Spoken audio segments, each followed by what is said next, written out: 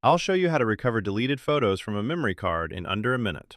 Hello everyone. Today we're going to talk about Diskdrill, a data recovery software by Clever Files. If you're a content creator, or really anyone who works with digital files, you've probably experienced accidentally deleting important data or losing files because a drive became corrupted. Whether it's an internal drive or an external storage device, losing valuable files can be frustrating. To solve that problem, today we're taking a look at Diskdrill, a powerful data recovery software from Clever Files.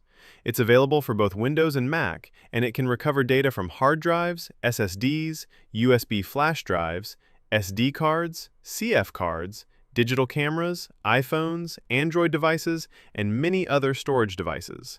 It also supports recovering various file types, including videos, audio files, images, documents, archives, and much more.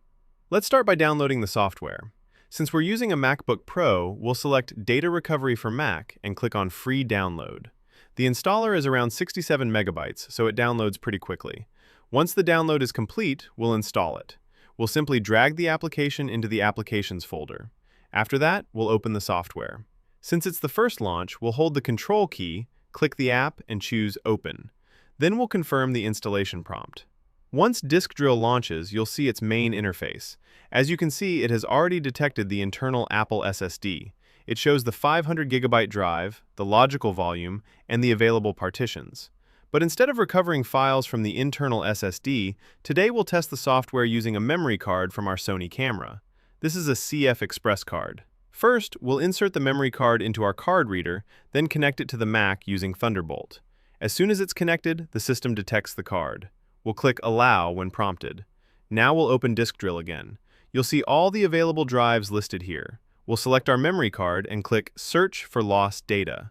The scanning process has now started. It may take a few minutes depending on the size of your storage device.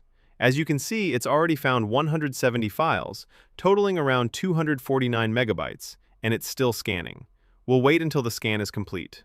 Alright, the scan has now finished. Diskdrill found 169 recoverable files, totaling approximately 249 megabytes. If you want an even more thorough search, you can use the Scan Entire Disk option, which performs a deeper scan to find additional recoverable data. At the top, you'll see options like Recover All and Review Found Items. You can recover everything at once, or you can review the files individually before restoring them.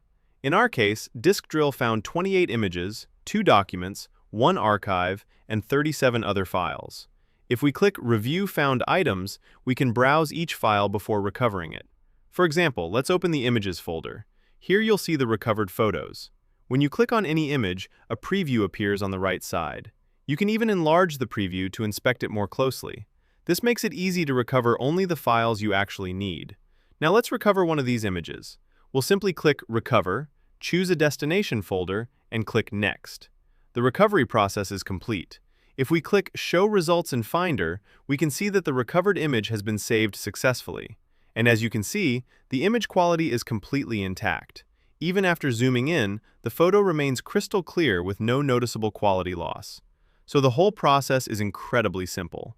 Whether you've accidentally deleted files or lost data due to formatting or corruption, Diskdrill makes recovering your important files quick and hassle-free.